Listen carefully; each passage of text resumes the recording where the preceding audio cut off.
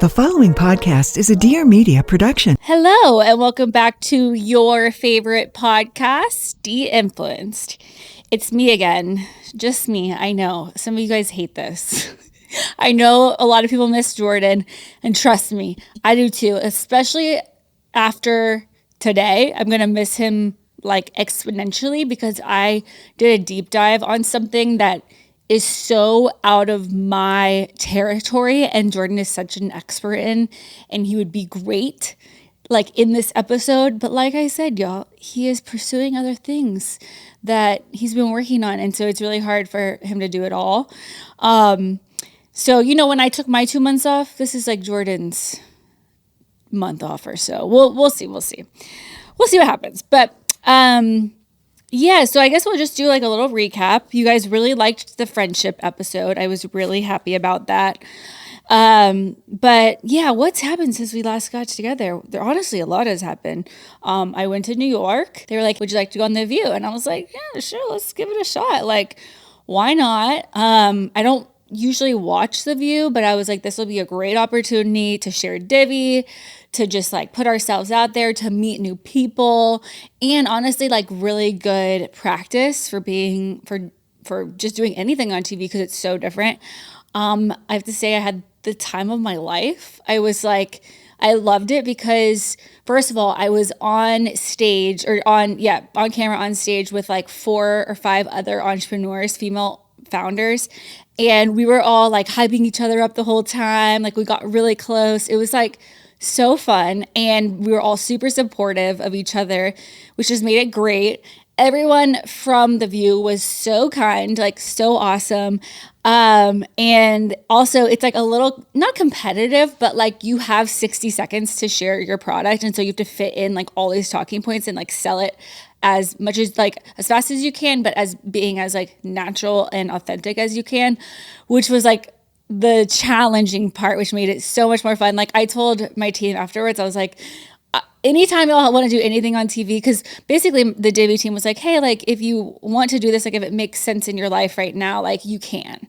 But like if it's too much with pregnancy, like it'll be okay. And I was like, no, I want to go. I basically told them, I was like, put me in more. Like I had the time of my life. It was so fun. But I did get a little pushback from that, which like we'll go into later on in this episode. The founder of Lily Lashes was there, which I didn't realize. Her name is Lily Galici. She was on Shaw's of Sunset, which is like, I don't watch the show, but my mom is obsessed with that show. What was so fun about her is she owns Lily Lashes, and I found out she went to UT. Like she was a UT Longhorn, and then she went to law school, and then she became like a reality TV star and this amazing like female entrepreneur. The company You Should was there, Mara Beauty, and then Stitchy. So all those women were like awesome, and I'm just so happy that I got to meet them. Sunny and Sarah Hines were both the what do you call them? The hosts. Super cool, really nice in person. But yeah, I did get a little bit of pushback, and I did kind of make like a little statement about the pushback. I think because a lot of, you know, like different shows are for different people, and like I understand that.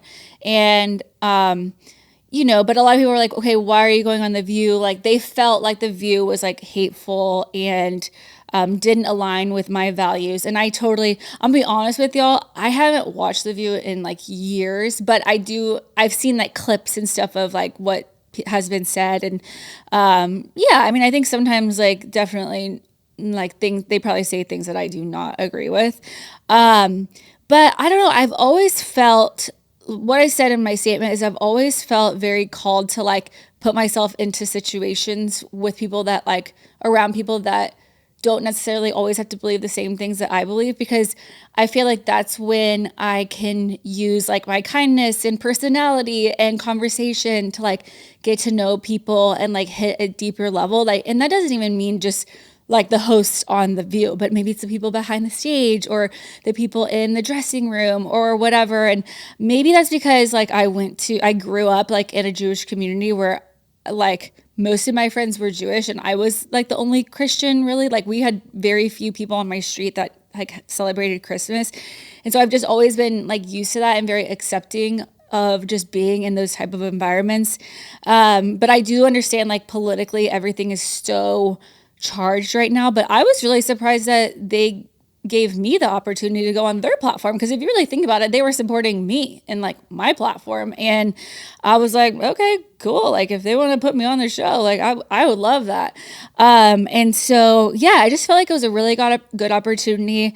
I did have some like awesome conversations with women, and it's also one of those things like you just never know sometimes like how God is going to use you. Like I don't go into those opportunities being like, who can I evangelize and and maybe I should, but I don't usually. I usually just like go into it and I'm like, I just want to be myself and just, see what happens. And I love having like deep conversations with people. And sometimes it's just like, maybe that's the starting point of the relationship. And then you see them again and you talk to them more and then you earn each other. I don't know. You just never know how God can like use you. And so for me, I've always felt very called that like my faith shouldn't isolate me into being in bubbles and being in rooms with only people that believe the same thing that I believe.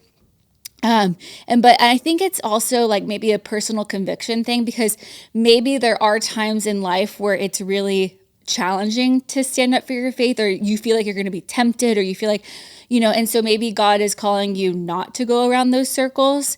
And so I think it's kind of personal conviction for everyone. Like for me, I feel like I'm like very strong in what I believe. I am not afraid to say what I believe. I think I can be like very loving in saying what I believe without being like really judgmental or anything. And so for my personal life and my personal family and my personal journey, I felt like it was a really good idea, but that doesn't mean it's a good idea for everybody. I think that's why like having personal conviction and, just in trusting your gut and doing what is best for you is so important. But yeah, so I would definitely do it again. Honestly, they were so nice and it was so fun. They didn't ask me about like climate change or anything super controversial. I literally had like 30, 40 seconds to just share Divi. And, I think Divi it helps a lot of women out, and we all have scalps. And so another thing is like, we have to remember Divi is a business and I want to serve everyone. I'm not going to like only serve people that believe exactly what I believe. In fact, like our team doesn't even we all believe different things. And so I respect everyone, and Divi is a business and I want it to be successful. Like I want people to know about Divi. I want to be able to pay, for our office and our employees and grow it and get into like, more opportunity. And so that's like a whole nother side of it. But I don't know. I had a great time, and maybe one day we can go on Good Morning America too. That would be awesome, because I love that show. I had a weird thing that I Googled right before this. Actually, I used ChatGPT because, that's a new thing. I really hope that my ChatGPT search history never makes it outside of my phone. Like, that could be really bad. Like, so bad. It's bad. But I did ChatGPT, why are my areolas so itchy this pregnancy? Which is something I've definitely never ChatGPT'd before. And to come to find out, it's actually pretty normal. But like, I have to be honest with y'all, like just a little girl talk here, like they're so itchy to the point where, but like, they don't look any like different. They look normal. So there's nothing like, there's no like rash or any like dryness or nothing. It's not, sorry. I hope y'all are not picturing my areolas right now. Just please don't. But they're just constantly itchy. And so, I did try putting lotion on them last night. Didn't work. Like nothing works. So I found out, I think it's because it's just like your boobs are growing, and sometimes that causes, and like the hormones sometimes like cause your boobs to get bigger, and then they just itch from getting bigger, which is very interesting because now I'm assuming like stretch marks will follow, but whatever. I mean, what can you do, So if you see me scratching a boob, itching a boob in the middle of this, just ignore it. They get so itchy. It's kind of like, this is TMI, but like, when you get like a little, little something down there and it gets a little itchy, like, something, an infection or something. It's kind of like that, but on your nipples. It's just awful. Okay, I'm doing it now. Okay.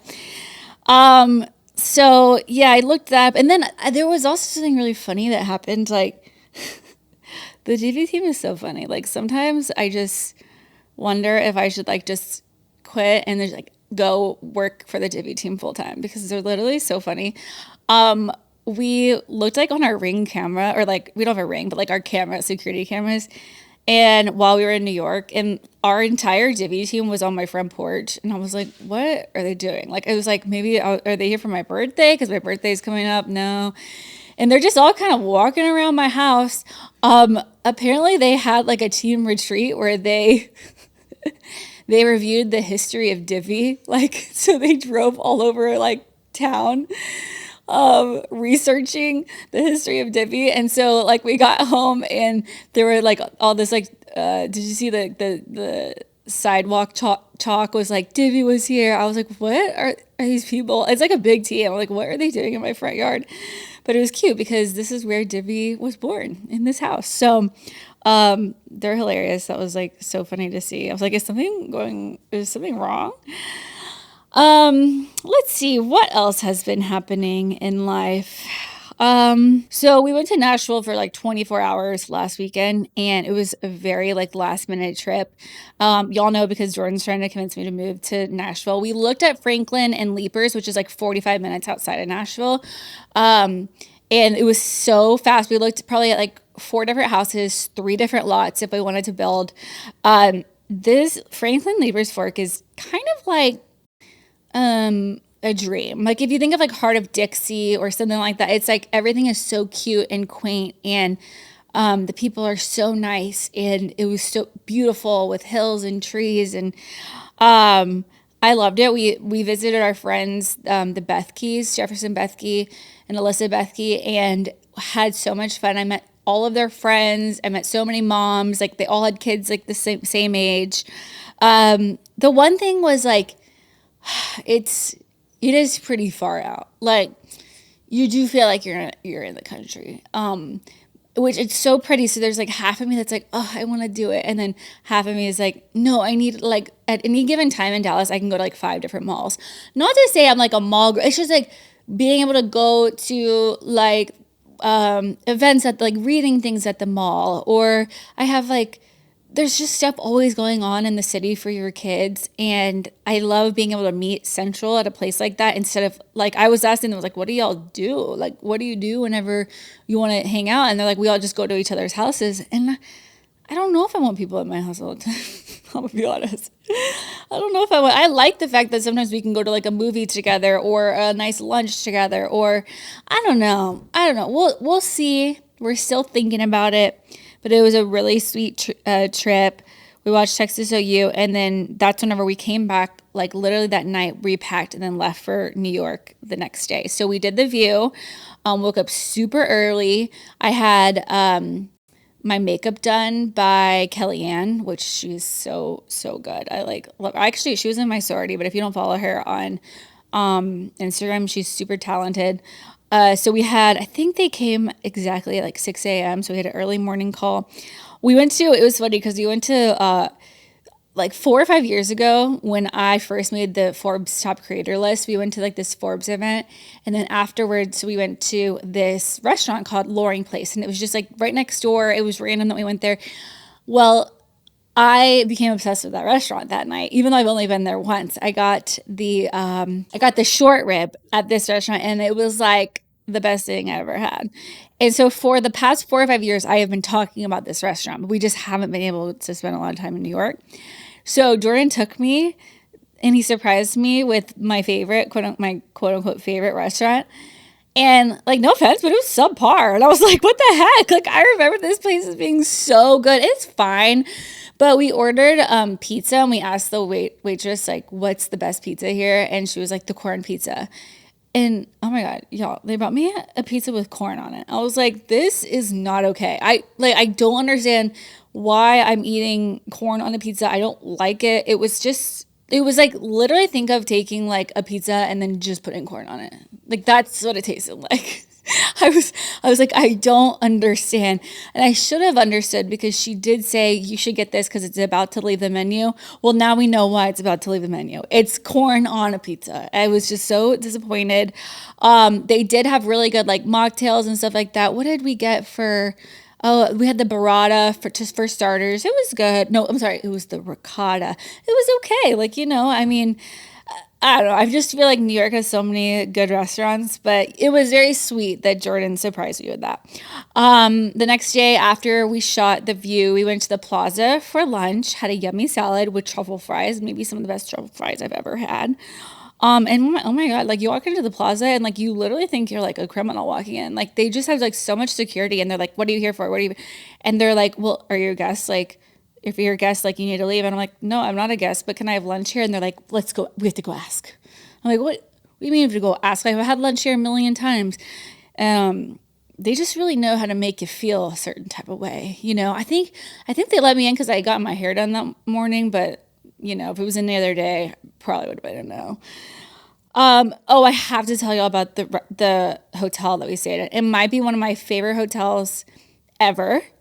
It's called Phuket's. It is which I always remember that because it's like Phuket.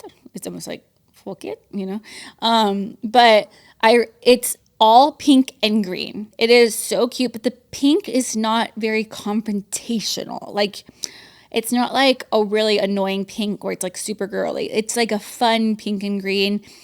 The rooms were so adorable. It was all, it's like a French hotel, like the people that built it are like literally like from France.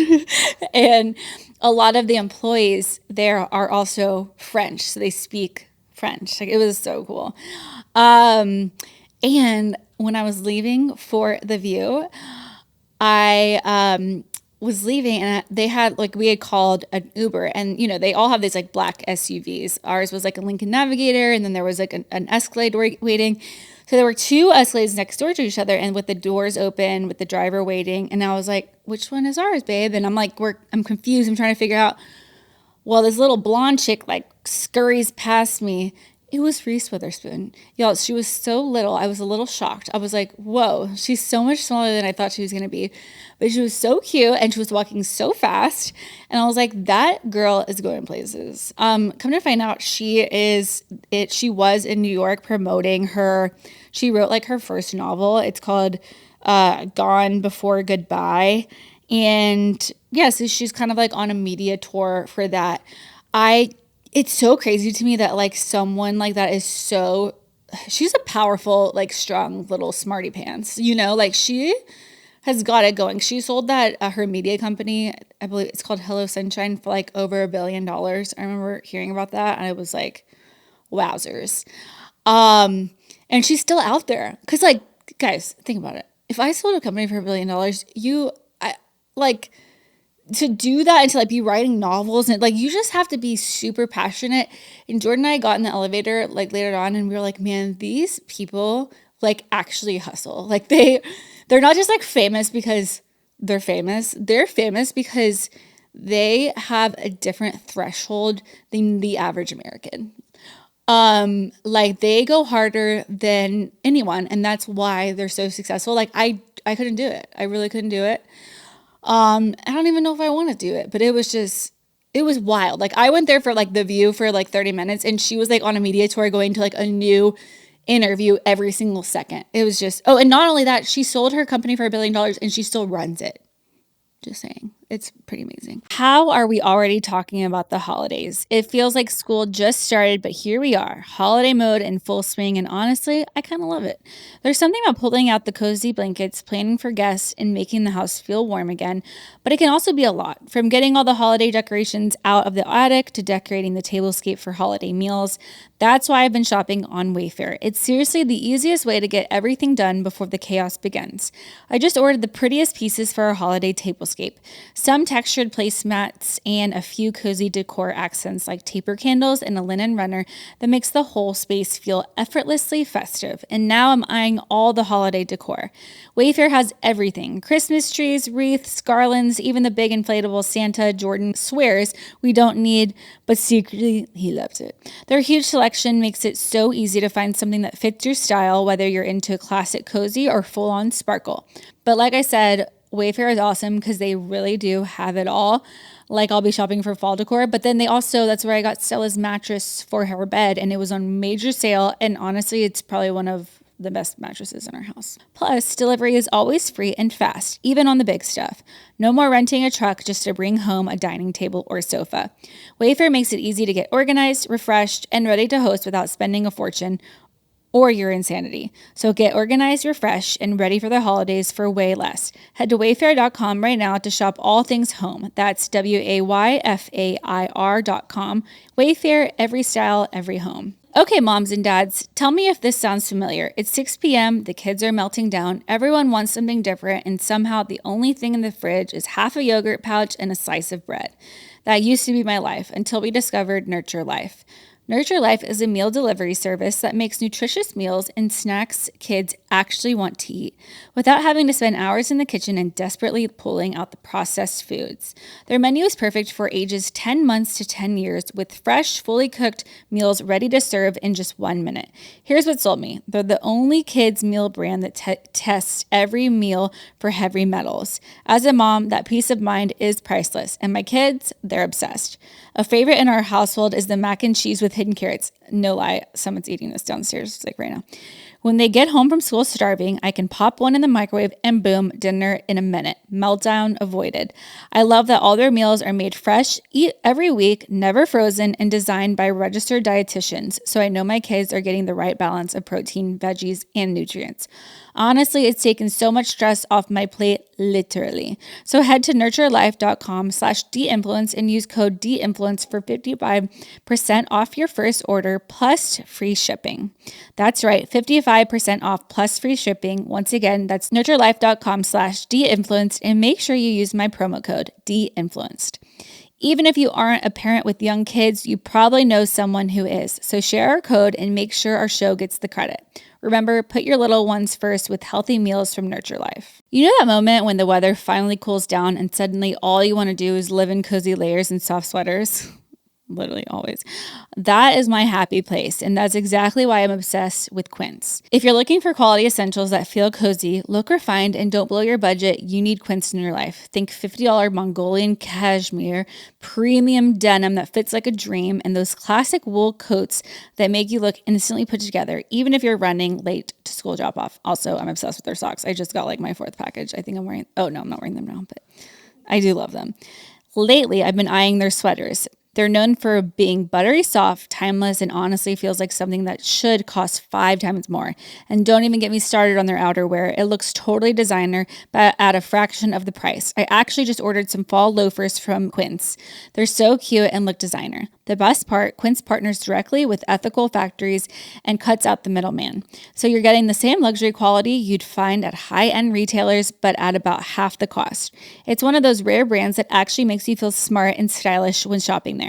So if you're ready to upgrade your fall wardrobe without overspending, this is your sign. Find your fall staples at Quince. Go to quince.com/Dani for free shipping on your order and 365-day returns. Now available in Canada too. That's QUINCE.com/Dani to get free shipping and 365-day returns. Quince.com/Dani. So then we went to a musical. Oh my goodness, if you're in New York, you have to see this musical. It's called Maybe Happy Ending, and it is they keep saying it's kind of like it won like 6 Tonys, like, and it also won like best musical like of the year. And the reason why it's so interesting, it's based in the future, and it's about 2 helper robots, like robots that are assistants to people, because like in the future, like we probably will have robots that look like humans that are assisting people. And the whole thing is about these helper robots. I'm just giving the synopsis. I'm not giving it away. These helper robots are retired because they have like, they basically, it's kind of like the iPhone, and they're like the, retired, like they've upgraded and now there's better robots. So they're like the older robots that are kind of just put away in storage, and they end up finding each other and they try to figure out if they can fall in love or not. It's so cute. What was so sweet about it was, well, obviously, like the storyline is so sweet, but when I say sweet, I mean like cool about it was the design, like the set design. It's so futuristic, and like the only word I have for it is it was neat. Like it was really neato, like super cool and very futuristic. And everybody keeps saying that this is kind of, it only had, I think, like 5 or 6 people like within the cast, and they all had different, because there were so many projections that they used, and so many, like if they had a memory, they would just like project it like a big massive projector onto the screen. It was just amazing. So highly recommend. Jordan said he didn't really like the music, and I was like, whatever. I don't feel like he really knows. I thought it was really good, but he's probably right. Like it's not like Wicked where you have like that 1 or 2 songs that just like stick to you, that give you the chills, that make you like, like when you hear a song and like you feel it from within. Like there's no songs like that, but the storyline is so sweet. I did cry at the end. So yeah, I guess that was pretty much it. We did our Nashville trip. We did our New York trip. Tonight I'm staying in and doing nothing. That's why I didn't do my hair and makeup for this podcast for you guys. But I do love you, just so you know. I do care. But I figure that maybe y'all like me for who I am too, not for what I look like. And the last thing I want to share with y'all is we had a really big moment on Thursday, which was yesterday, and Divi launched their jumbo dry shampoo. And we've been working on this for so long, and I'm so excited because dry shampoo is quickly rising to almost like our number 1 product. Of course, we have scalp serum, but dry shampoo is one of those, like Ulta like sent us all the data, and it's like when people try our dry shampoo, they never go back to their old ones, mainly because they like the scent, they like how fresh it feels on their scalp, they like that it's a clean formula, and it just works really well without making your hair feel like sticky or gritty. So we've been working on this jumbo for a long time. It can last you like 6 to 8 months, which is amazing. But I launched a really cool bundle for y'all. I don't know how long it will be live. Do you know? No. Okay. Well, if you missed it, I'm sorry, but at least I'm telling you about it. I'm really excited for y'all. If y'all are like wanting to try a new dry shampoo, or if you've never used dry shampoo, it's the best way to like extend hair washing days. Like for example, I didn't do my hair wash day. Also, you can spray it on your hats and like cowboy hats or anything like that. You spray dry shampoo on there, and it actually helps with the creases, so you don't like crease your hair from a hat. I would take mine off, but you don't want to see that. You just don't want to see it. Let's talk about some crazy things. I actually learned about this in Nashville, and this is definitely a topic that makes you go, have y'all heard of the actress named Tilly Norwood? So she is an AI actress. I wonder what Reese Witherspoon thinks about this. So Tilly Norwood is an AI actress who's making Hollywood really question reality. That's a good one. Created by AI studio, I can't pronounce it, sorry.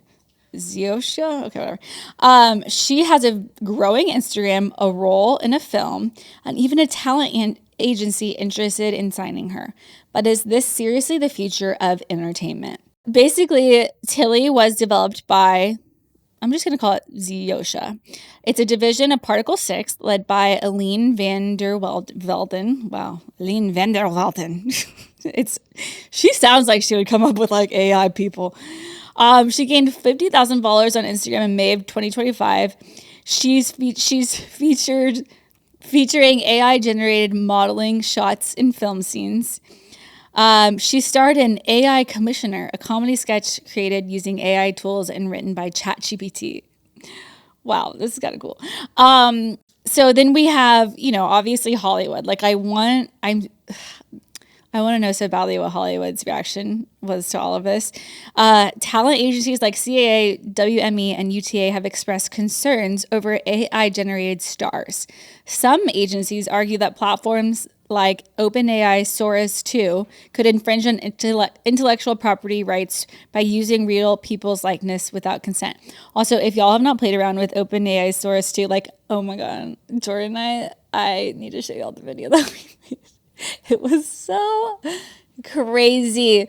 We had like Jordan put his face in, and we had I like asked Soros to make Jordan like do like an Abercrombie try on haul. Y'all, it was so realistic. It was the craziest thing I've ever seen that it kind of icked me out so much that I was like, I don't want to see this because it looked so real. Like, I was like, ew, I don't like you doing try on hauls, number one. Like, please don't ever do that. But the crazy thing is, like, he was so good at it. Like, his AI version was so good. I'll post that video, like, on my stories so you can see it. But here's the thing. It's getting a lot of backlash, obviously. A lot of people in Hollywood are very skeptical about AI replacing human actors. It's saying that AI-generated performances lack depth and authenticity of human actors. Okay, wouldn't you say the same thing of like AI doing anything though? Like AI like driving cars, like it lacks like I don't know. I just feel like every job is gonna lack that now. So why are we only upset about the actors, Hollywood? Like, you know, it just seems a little, I get it, but AI is taking over everyone's job. Like I don't know why y'all are safe and we're not. Like there are AI influencers, like what, like it just is what it is. So some viewers find the idea of AI actors unsettling, questioning the ethics of replacing real people with digital operations or creations. Okay, people really need to get with it. I just feel like hot take, but when people complain about technology advancing, it's kind of giving, I don't know, I don't want to be like super negative, but it's giving like a little naive because like this is how everyone felt with the computer. This is how everybody felt with anything evolving. Email, you know, the printing press, we all freaked out about all the jobs when like robots, you know, started taking over building cars for Ford. It just happens. And I feel like there's nothing you can do to stop it. But if we're going to stop it, then let's stop it for everyone, not just Hollywood actors. Like, you know what I mean? I agree that, for example, if they're going to have these like robots growing babies over in China, I agree. Like, yeah, it might be safer and it might be more efficient and easier for the moms, but you are missing that like emotional connection that you build with your child by carrying them. Now, it's fine, and if that's what you decide to do, but I do think that people are going to appreciate, you know, real actors and real influencers and real people. But hey, like if it costs you so much extra money to have, you know, these side roles or these side, you know, people, what do you call the people acting in a movie in the background? Extras. Why not just use AI, you know? Also, I do feel like AI should always be a disclaimer though. Like I do feel like when you're using AI, like there should be some type of like hashtag AI on the photo or on the screen, or like it should be we should know that it's AI. I personally, like, I think it would be interesting at first to watch shows where they use AI people. But like, I agree that half the fascination is I want to Wikipedia the person and see like exactly how many times they've gotten divorced, how many kids they have, who are they married to, where do they live, where are they from. Like that's what makes Hollywood and that's what makes watching a movie so fun for me. So I think I'll always want to watch like real people, but I don't mind if like the extras in the background walking around are AI. But yeah, so my biggest thing is like, fine, if we don't want an AI, then stop it for everybody, you know? And if actors don't like it, you just need to act better, honestly. Like, just be better at your job and offer people, it's just becoming more competitive. Think about it. Okay, I think I know where this is headed. So I think where this is going to be headed now is like if actors now have to be a person off screen so that people want to watch them, they might have to have more of a presence on social media or a presence offline. You know what I mean? Like they can't just be like Jake Gyllenhaal. You show up for the role and then you are never seen again until you show up for your next movie. Because now it's going to be so competitive with AI actors that people want to know who you are. Because like we don't know anything about Jake Gyllenhaal besides the fact that he dated Taylor Swift and kept her red scarf. Like we don't know anything else about him. And so, but to stay competitive, we're going to need some more information. You know what I mean? And so, because otherwise, what's the difference between watching an AI Jake Gyllenhaal and the real one? There's nothing if we don't know more about him. So maybe actors, actresses will have to put in a little bit more work into like who they are off screen. I don't know. I don't know. I'm for it because I really like innovation and I really like when things change, and I do feel like it is painful and it hurts at first, but it makes it like more efficient and just like increases the competition and the demand for certain things, and it just makes everything better, I feel like. But like, for example, if I feel like AI is coming from my influencer job, I have to get more creative and I have to think outside the box. And if I didn't have that coming from my job, I wouldn't evolve. You know what I mean? It's the same thing when like a new social media platform comes out. It's overwhelming and it's scary. Don't get me wrong. Like when TikTok came out, but like we all built our careers off of blogging, YouTube, and Instagram. And we all had to like, there was this fork in the road and it was like, are we just gonna keep doing what we're doing or do we need to try TikTok and evolve? So I started doing dances on freaking TikTok, like, because I was like, I don't want to get left in the dirt. Thank goodness it like evolved from the dancing because I was never going to make it there. I mean, that was really hard for me. Even Jordan was like dancing on TikTok. Like we were like, we have to, this is when Jordan hired a coach to help him with hip hop classes because we were so concerned about our careers because it depended on whether we could dance on TikTok or not. Like that's the type of thing that has to happen. We have to evolve and change, and you have to hire a hip hop coach. Like, so I don't know. I like AI. I use it literally every day of my life. But like I said, I think it needs to be disclosed. We need to know. And it does scare me. It should be like illegal to use people's images for AI without their permission or without disclosing that it's AI. Like that, I don't know how we're going to manage that one, but we got some smart people out there. We'll figure it out. It should just be like a really, really bad consequence if you do that. You know, like you should go to jail for life. I'm just kidding. Apparently, if you like throw gum on the sidewalk in like Tokyo, I think, like, no, is it Tokyo? No, Singapore, you go to jail. So maybe we need stricter gum laws. I mean, when I say gum, I'm GUM, gum chewing, gum laws. Okay, anyway. Okay, honest question. Could you name every financial account you have right now? Like your 401k, savings, mortgage, investments, even those old accounts from past jobs? Because I definitely could not. And honestly, just thinking about it, it used to stress me out. I'd tell myself I'd organize it one day, but that day never came.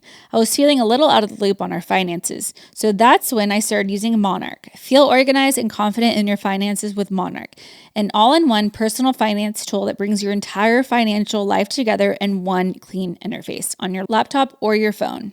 Once I linked everything, I could finally see the big picture, how much we were actually saving, where money was slipping through the cracks, and how our spending lined up with our goals. It's wild how much easier it is to make smart decisions when you have all your accounts, budgets, and goals in one place. What I love most is that Monarch feels built for people like us, busy, juggling kids, work, and life. It does all the heavy lifting for you. Links every account in minutes, giving you beautiful charts and spending breakdowns. And my favorite part, you'll never have to touch a spreadsheet again. It's also amazing for couples. Jordan and I can both see everything, spending, savings, goals, so there are no surprises, no stress, and no, wait, we spend how much? Moments. It's honestly one of the few tools that made managing money feel simple and even kind of fun. Also, side note, my mom always told me that when I got married to make sure that I stay involved in our finances. And I do a pretty decent job now. So don't let financial opportunity slip through the cracks. Use your code Dani at monarch.com in your browser for half off your first year. That's 50% off your first year at monarch.com with code Dani. So lately I've been learning more about our immune systems and how they work. And sometimes they can actually turn against us. Autoimmune issues are much more prevalent than we realize. And what I didn't know is how early signs can start showing up long before a diagnosis. Things like unexplained fatigue, joint pain, or inflammation that just will not go away. That's why Jordan and I chose Function Health. It's the only health platform that gives us access to data most people never get, and the insights to actually do something about it. Inside Function, you can test over 100 biomarkers, everything from hormones and toxins to markers of heart health, inflammation, and stress. For an additional fee, you can even access MRI and CT scans, all tracked securely over time. It's a near 360 view of what's really happening in your body. That's why top health leaders like Dr. Mark Hyman, Dr. Andrew Huberman, and Dr. Jeremy London are all behind it. The amazing part is that Function lets you look at early indicators of autoimmune activity, things most routine checkups skip. There's even tests that can detect when your immune system starts attacking your own cells. With Function, you don't have to wait for symptoms to get worse before you take action. You can track your data, protect your energy, and stay ahead of your health with real insight, not guesses. Learn more and join by using my link. Function is a near 360 view to see what's happening in your body, and my first 1,000 listeners get a $100 credit towards their membership. Visit www.functionhealth.com/Dani or use gift code Dani100 at sign up to own your health. Okay, can we talk about how hard it is to find time for self-care that actually fits into your real life? Between work, kids, and let's be honest, trying to remember to drink water, spending half a day at a spa is just not happening. That's why I'm obsessed with Face Foundry. It's an open concept facial bar that makes skincare approachable, affordable, and actually doable. You can literally walk in on your lunch break, get results-driven facial in under an hour, and walk out glowing without blowing your budget. Their whole vibe is a modern and relaxed, no robes, no cucumbers, just efficient and effective treatments that actually work. They tackle everything from dryness and acne to aging and puffiness, and they offer services like cryo and dermaplaning that make you look sculpted and refreshed. I'm actually going next week, and ooh, mama is so excited. I told them to give me every treatment possible for a pregnant person. This is true. I'm doing a hydrofacial, a scalp massage, some gua sha, and even a Hungarian massage. It doesn't get much better than that. And if you want to take it up a notch, their lash lifts, tints, and brow laminations are the perfect low-maintenance finishing touch. What I love most is that Face Foundry helps make facials part of your routine, not a rare indulgence. With affordable pricing, flexible hours, yes, even on weekends, and over 65 locations nationwide, they make glowing skin actually realistic. Visit facefoundry.com and use code Dani at checkout for 20% off your first service. That's FACEFOUNDRIE.com and use Dani for 20% off your first service. Between kids, work, travel, and life, it's nearly impossible to carve out the time for a workout. Honestly, sometimes the stress of getting to the gym outweighs the workout itself. I've always been a big fan of finding ways to work out at home. Well, also because I literally have to because I'm going to have 4 children. It just makes it so much easier as a mom and means there's no excuse to get your workout in. That's why Tonal is incredible. They've completely reimagined what at-home workouts can be. You might know Tonal as a smart home gym that revolutionized strength training. The futuristic-looking workout screen. It's seriously so cool. I used a Tonal for years, and I've never seen anything like it. Now they've taken it to the next level with Pilates on Tonal. No more giant reformer machines or confusing spring levers. Tonal uses personal resistance that automatically adjusts as you get stronger, so every movement feels perfectly tailored to you, and the guidance from Coach Kristen McGee is amazing. She helps refine your form so you can actually feel a difference in your posture, strength, and mobility. Pilates on Tonal will tone and strengthen you in ways you don't even think were possible, and it's the perfect complement to strength training. Plus, there's a whole library of over 3,000 workouts from yoga and cardio to recovery sessions, so I never get bored. Right now, Tonal is offering something special just for my listeners. You can go to tonal.com and use promo code Dani to get $200 off your Tonal purchase. That's tonal.com, promo code Dani. This kind of goes into what we were just talking about. And so on our next things that make you go, I want to talk about the Reinvention Olympics. And basically, this is where people or celebrities feel like they have to consistently rebrand themselves, which is so true and so challenging sometimes. I do feel like, luckily for me, it has been super authentic because, like, once you have children, like, you're just automatically rebranded. Like, it just is what it is. Like, you are now a mother. And if you are sharing your life every day, it just evolves into motherhood. But it's super interesting because it seems like every celebrity comeback has to involve either getting naked, nostalgic, or both. The one that I think of that, like, the biggest like comeback I can think of lately is the Lindsay Lohan comeback. Like, she came back looking better than ever. That girl just killed it with class. She came back with like a Freaky Friday #2. She's doing all these commercials and she's like hinting to her nostalgia and like hinting at her, past, but like doing it in such a funny, classy way. I just love her. So we have the rebrand trap where it seems like every pop girl who is over 35 is now getting labeled as reinventing herself. But is it reinvention or is it just repackaged nostalgia? So for example, you have Christina Aguilera's burlesque era, you have Kim Kardashian's businesswoman era, you have Miley Cyrus's sophisticated era. The issue is that I think a lot of us, because of the internet, have like shock fatigue. Like, we've seen it all. Nothing really shocks us anymore on the internet. Nothing is crazy because it's all been done.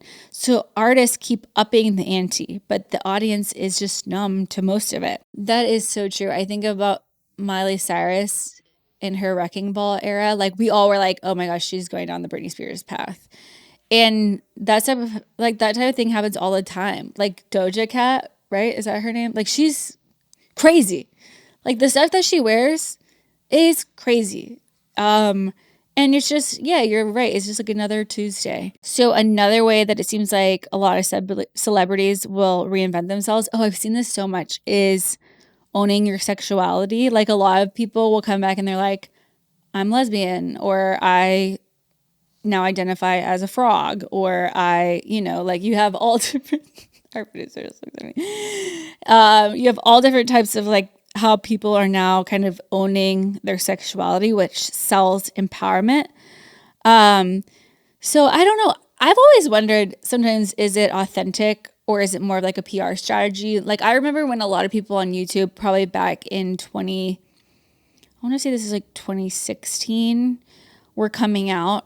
And like, there were some people that came out that like are now married with children. And so I always wondered if it was like authentic or if it was just helping them get clicks. I don't know.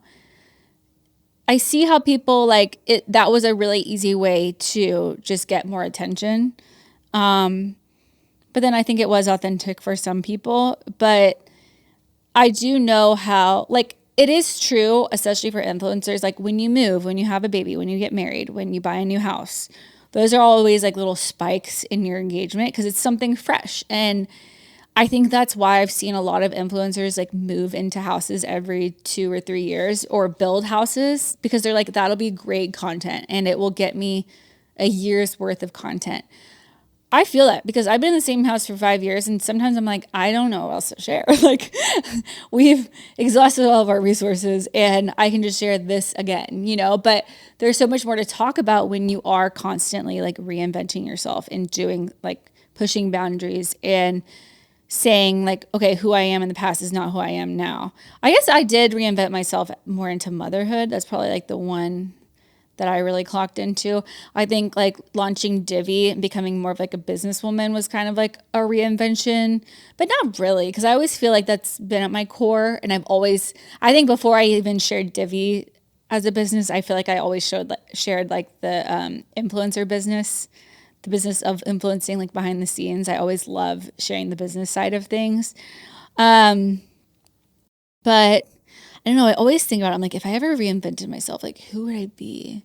Because I always loved Kesha. Like, Kesha always branded herself as I like when she would talk about her style, she would always say trailer trash chic, and I always loved her outfits. So I was always like, okay, that's what I would want to be if I ever. She just dressed so sparkly and fun. Um, but yeah, who else? Like if I ever had like an alter ego or something, I don't know. I kind of feel like my alter ego is like really gross. It's kind of just who I am, actually. Not like gross personally, but like not getting dressed up, wearing sweats every day, like not trying. Like that's more my alter ego, probably.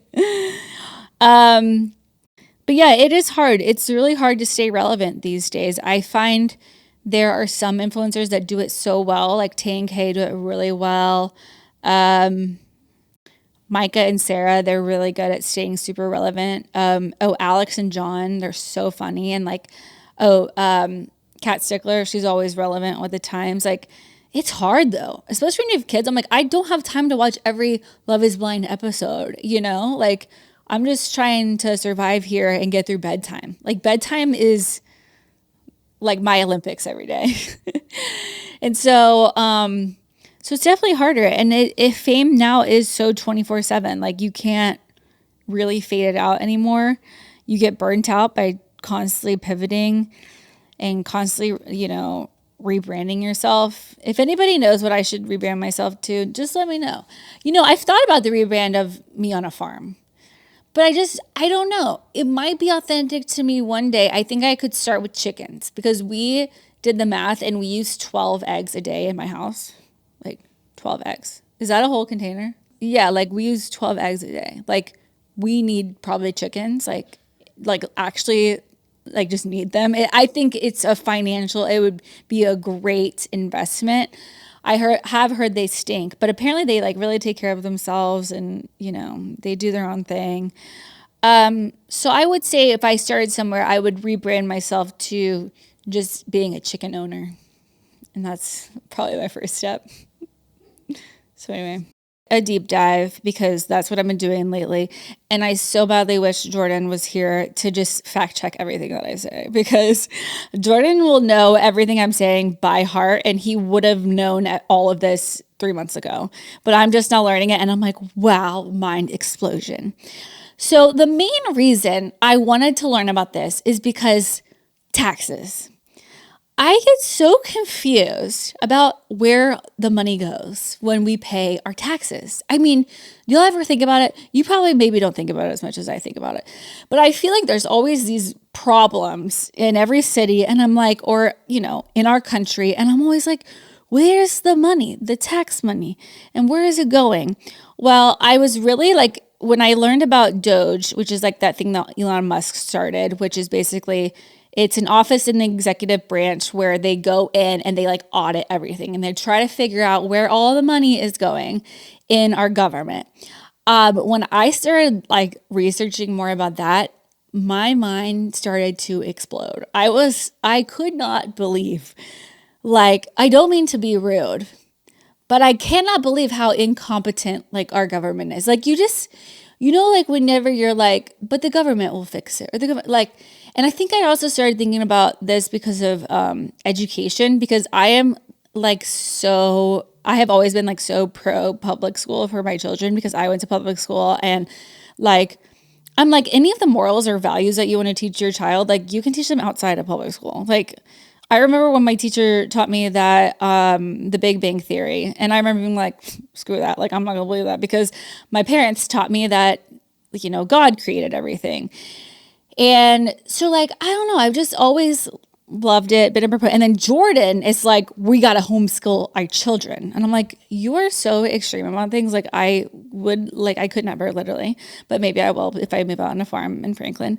But so anyway, I started doing more research about this and there was this really cool podcast I've told you guys about. It's called Modern Wisdom and it's by Chris Wilkinson, which is so funny because like, he used to be on Love Island, which is so weird. And then he runs this like one of the most popular, most like intellectual podcasts ever. I need to watch like one episode where he's on Love Island because it doesn't really add up for me. But yeah, he is very like, he's like pretty hot. So it kind of does add up. Like I get it. But so anyway, they had this guy his name was Sam Korkos, or maybe it's Sorkos. I don't know. See, Jordan would probably know. And he is the chief information officer in the Treasury Department. Okay. And he did an interview on Modern Wisdom, basically talking about his experience working in the Department of Treasury and working in the government. And what's cool about this guy is he's like our age, like he's like 32 probably, or maybe 34 or so. Like, so he's like a young guy, and that never happens. Like typically you don't have people in their 30s being hired to work for the government. So they originally brought him on because they wanted him to come and like modernize the IRS, because the IRS, we all know, is a disaster. Like my biggest prayer in life is like, please don't ever audit me, because, well, first of all, like for the first 5 years of my business, I literally would like just keep all my receipts and like file them in a cabinet, and then I got married and Jordan was like, there's a better way to do this. But like, I literally would just like highlight my bills and be like, okay, this is what I owe in taxes. Like it was just a disaster. And so he's there to kind of modernize the IRS. He works like in tandem with DOGE, which is all about like trying to save money in the government, which is nice. DOGE, I really hope this is not like a political conversation I'm having. Like if it is, I don't even know that, because I feel like it's bipartisan that we would all want like the government to be run more efficiently. Like I don't think anybody would, I think everybody agrees on that. But Elon Musk did leave DOGE, which he's the one that started it. So hopefully, I don't know why that would be tied into politics, but you know, sometimes these things are over my head. So basically his job is also to kind of look at the national debt, which has reached 37 million. No, I'm sorry. I think it's 37 trillion. Yeah, I think I had a typo. $37 trillion. Like we're $37 trillion in debt. But like my thing is like, okay, like what are we going to do? Like I think they were doing the math, and that's like every year, like each person is $100,000 in debt. Like I'm like, what are we going to do about it? And like, it just seems like this arbitrary number now that it doesn't even really matter. Like it's like, is it going to like crash and then really hurt all of us one day? I really don't understand. It's like a genuine question. So his biggest thing that he uncovered, he's kind of like an undercover cop. You know, the biggest thing he reported that he uncovered was that the majority of people working in the government and in the Treasury Department and in the IRS don't know how to work computers, which is crazy. He said that they're not tech savvy, that they are losing billions of dollars that no one can account for. Like they literally don't, they will have like this constant payment that just pays like 20 million a year, and like nobody knows where it goes, because it was set up like 15 years ago, and it's just like on auto pay. Like they have so many payments that are on auto pay. And I thought this was so interesting. You cannot fire people. So like if people, well, you kind of can, but like I'll get into that. But like if there's incompetent people working in the government, like you can't get rid of them. So he's like, the best way to get rid of somebody on your team because they're incompetent is to promote them. So that just gives them more power, but they're like less competent. It's crazy. So this is what's so funny. I think the reason why I related to this episode so much is like, I love you, Dad, but like he still faxes everything. And maybe he's emailing nowadays. I don't know. I mean, I know 5 years ago he was still on the fax train. And, you know, it works for my dad's business though. Like it's always worked for him, and he's still, but I remember sitting like in college or whatever and trying to like help him write emails and, you know, help him buy tickets like for a concert online. It was a whole thing. And so it, you know, what's crazy is what he was saying is a lot of these people like joined working for the government like 10 years ago, and now their role, I can't ever say that word. Their role in the government has changed so much, but they don't know what they're doing because like everybody, like they don't know how to like work a computer. So basically his first point is they're not tech savvy. His biggest problem that he's working on right now, he said, is that the IRS uses fax for everything, like because they believe that it is the most secure way of communicating and like sending documents, which was probably true like 20 years ago, but now it's not true. And he is like he was telling the guy on this podcast, he's like, I have been trying for like a year to figure out who to talk to change his policy so that we could be more digital and like less paper. And he's like, I cannot get through to anyone. Like nobody knows who makes that decision because it's just all been like lost in process. So they're still using faxes. They receive 60 million faxes per year, which is crazy. He was saying that they have these like paper piles they have a warehouse in Kansas City where like literally the paper is just like stacked to the top of the ceiling because like there's so much paper. It costs $500 million each year just processing all the papers, which is like $1 million a day to just keep the paper process going, which is just wild. It really is wild. His other biggest point was that there's so much money being wasted. Like nobody really cares. The IRS is $15 billion over budget. And he was like, the thing is that everybody is always like, oh my gosh, the budgets in government are so tight. They're so tight. His whole point is like, they're not tight. Like basically people in government, like will just waste money because they have like endless supplies of it. So they don't really care where it goes because they always have more coming in and there's no like checks and balances to the system to make sure that like money is being spent in the right way. And this was what's so wild. He was talking about like the contractor bloat because there's usually like, I guess, 8,000 people working for the IRS, or I think he said that he's gotten it down to 6,000, but then there's like 6,000 contractors that they hire because the people within the government don't know how to do it, so they outsource basically all of their jobs. And there's this thing called contractor bloat where they will hire a contractor, and because the contractor knows that it's the government hiring them, the first year they'll say, okay, we'll do the job for $2 million per year. And the government will be like, okay, great, like $2 million a year, like you're not going to change your prices, you're not going to do anything. And they're like, yeah, $2 million per year. Well, the next year comes around and then they'll spike their prices to $100 million per year. And because the person that works for the government has no checks and balances because they're not going to get fired and they don't really care, they'll just say, okay. So if you are a contractor for the government, you have hit jackpot because you can make up an arbitrary number. Even though your services are only worth $2 million, you can charge $100 million and no one's going to fight you on it because there's even a lot of times they don't even know what the qualifications or like the quality of what they're hiring you for because they don't understand how to use computers. You know what I mean? So you tell them $100 million per year and they're like, okay. And nobody's going to fire them. Nobody's going to get them in trouble. So that's why DOGE is trying to come in. So this was super interesting. So they have a cybersecurity team at the IRS. And they were spending like hundreds of $millions a year on cybersecurity, which is great. Like we need cybersecurity.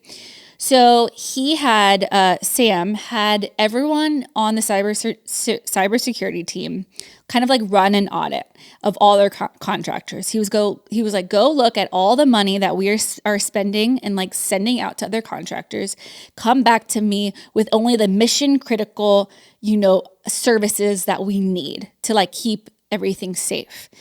And because everybody there are no engineers, very few engineers working on this cybersecurity team, which is so crazy because it's cybersecurity. They all came back and they were like, yeah, we need 100% of these services. And so then he put them all on leave. He put the whole Department of Security on leave and he brought in actual engineers, like normal engineers that just were like trained in engineering, know what they're doing. And he had them run an audit.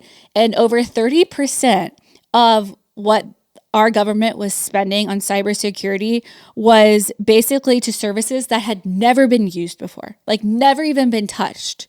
So millions and millions of dollars being sent out, not even it's like you're paying for a contractor and you don't ever even use any of their services. Some vendors were being paid $20 to $30 million per year and never been touched. And this is where it gets even crazier. This is where it gets super kind of sketchy, scammy. Sometimes there were fraudulent contractors. So a lot of times the government was sending out $20 or $30 million to some service that they were never using. And he actually brought up an actual example of this. And then you would find out that the service they were paying it to was somebody that used to work in the government. So that's kind of sketchy if you think about it. It's like people that worked in the government left and they're like, why would I work in the government, make minimum, not minimum wage, but like your salary is pretty low. They're like, I'll just start a new company, pay myself. I'll have somebody, hire me as a contractor, and I'm just going to put myself on auto pay. Like there are contractors that have been on auto pay $20 million a year for like 10 years and nobody knows what their services are for. Like, that's wild. It's so crazy. They also have this like really sketchy thing called, this just like really breaks my heart, but it's called Small Business Disadvantage Program. So basically if you hire a contractor that's like a small business, which a small business like the definition is if they're paid $25 million. So like small businesses, a lot of people think it's always like, oh, a mom and pop shop. Like a small business is a business like that brings in about $20 million. If you make like more than that, then you're not a small business. But, so their limit was, under 25 million. So if you hire a small business, one of the advantages of the program is you can skip the procurement process, which basically is the process where like you audit them, you interview them, you negotiate prices, it's like within the government, if you hire a small business, you don't have to go through any of that. You can just hire whoever you want because they're a small business and like support the small businesses. So they found out that they were paying $80 billion a year to small businesses. And when they looked over like all the small businesses they were paying, each one of them was like $24.9 million, which is just below 25 million, just below that cap that if you go over that, you're not a small business anymore. So basically, we don't know who these small businesses are, but you're helping a lot of people, just a very small subset of people get rich. So a lot of people are probably saying they're small business. They probably used to work for the government and they're doing all this because they know they can take advantage of the government process. It's just, there's so many like loopholes and crazy things. But the craziest part about it is there's just no feedback loop. Like, whenever like Southwest or you have like all these people, they join unions and then they will protest because they're like, we're not getting paid enough and like you're not treating our employees right. That's like a feedback loop. And then the company can either respond and change or they can say no. And if all of the employees quit, then the company's going to die. And that's just like what happens in the free market. With the government, that doesn't happen. First of all, if somebody complains, the government will probably just be like, okay, here, have more, because nobody cares and nobody's going to get fired and there's no like integrity in their job. I shouldn't be saying like nobody, but overall, this is what he found. The majority are just like, they're too scared to say something and they're just so used to like just, paying whatever to just get the problem done and just, solved. And then the last thing that he like really honed in on was just how incompetent, like we've been talking about, like how incompetent the teams are. So basically you cannot fire, you can, but it is so much work, he said, to fire people on your team. And the reason why is because this goes back to like a long time ago, but it's basically people that are civil servants, like you can't fire them. And it's a whole process to fire them. So you just want to keep them. And it goes back to, I did some research. It goes back to 1880. Just stick with me. When Andrew Jackson was president, basically he implemented the spoil system. So it was like Andrew Jackson got into presidency and then he was like, hey, everybody in government, you're fired. I'm bringing in all my buddies, everybody that just believes exactly what I believe, and we are going to run the country. And what happened was you had a lot of, first of all, like the people that like were hired from Andrew Jackson, they didn't know what they were doing. There was no, like consistency in running the programs and running anything, that it just became like a huge disaster. So in 1883, they established a Permanent Civil Service Reform Act to make sure that in government, each position was based on merit and not affiliation. So it made it illegal to fire or demote federal employees for political reasons. Basically, that's just to keep like our government running like fairly. So you have people like that way, like when Trump is elected, he can't just like fire everybody and bring in like people that only believe what he believes. Like you want different types of people working. That's a good thing. But the bad thing about it is like how do you get rid of like incompetent people if you can't fire them? And his whole point was like the leadership is just so hard because you have people that don't even know how a computer works, but they're hiring all these people that to run computers and to do stuff, but they're getting like charged $100 million an hour, an hour, that'd be crazy, per year. It's wild. So he said they have about 1 million civil servants today. Most of them, whenever he went through and like interviewed them, most of them didn't know what their jobs were because their jobs have changed so much because of technology. They've been around for so long that they can't even explain to him like what they do on a daily basis. And he said that most tech companies, like let's say Walmart, like Walmart.com, like it's a tech company basically. He said most tech companies have 5 engineers for every non-engineer, and in the IRS department, which the IRS is a tech company, it's the opposite. So for every engineer, you have 5 people that are not engineers. When like it shouldn't be that way. That just makes it to like where most of the people working for the IRS like don't know what's going on. Another hard part is he was saying that like you can't be competitive whenever you're hiring for the government because they cap your salary. So the most you can pay someone is $225,000 a year, which is a lot. Like it's competitive, don't get me wrong. But when you're trying to hire like a VP of engineering from Walmart and they're making $500,000, $600,000 a year, why would they leave and come to the work for the government where they have to publicize all of their earnings, they have to publicize all their finances? It's just like it's just not competitive. So then you get like C-level talent working for the government when we need the best of the best, you know.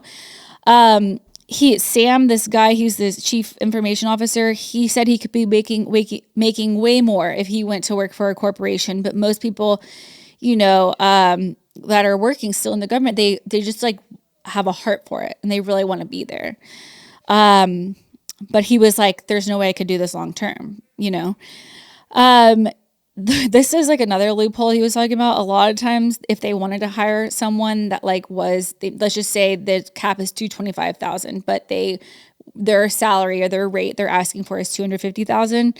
A lot of times they will hire a contractor for $500,000 and they'll ask that contractor to funnel the remaining $250,000, like pay the contractor $250,000 and then take the extra $250,000 and funnel it to who they want to hire. So they kind of like arbitrage it off of the top, which is probably not legal, but you know, maybe a loophole. I don't know. A lot of sketchy things happening. And then he talked about how hiring within the IRS is also like so challenging because so if Jordan wanted to hire, let's say, somebody to like run our ads for Divvy. Well, we already have somebody running our ads, but like Jordan, I mean, he knows like a lot about running ads, but if we were going to do an interview, Jordan would probably take his person that runs our ads now and to sit in on the interview because that person would know if this other person is qualified. Like that's not Jordan's expertise, right? So when engineers, like when Sam is trying to hire an engineer to like join the IRS, he is not allowed to be involved in that process. So the only person that's allowed to bring new potential employees is HR. But HR has no idea. They have no idea like what makes someone qualified or not because they're not engineers. So it's basically left up to HR, which is just they bring in all these unqualified engineers and then they're forced to pick someone and then you just have like less qualified people.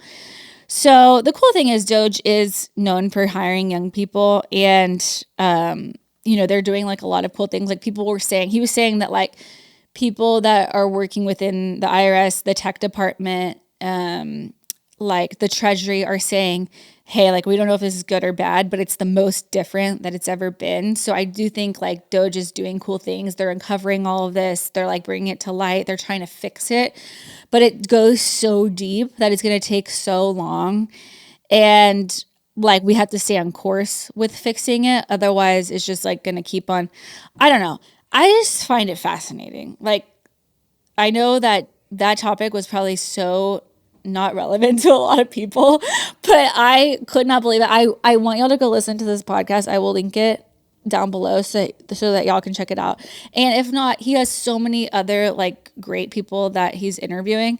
But these are the things that I have been like learning about and deep diving in. And especially when it comes to politics, I'm not like actually looking at like the mean sides of politics. Like I'm actually just trying to learn more about like the Senate and how decisions are made. And I'm like, should I run for president is my question. That's my only question. If not, maybe the chief information officer of the Treasury Department. I'm just kidding. I could never handle it. It's too much pressure. Please note that this episode may contain paid endorsements and advertisements for products and services. Individuals on the show may have a direct or indirect financial interest in products or services referred to in this episode.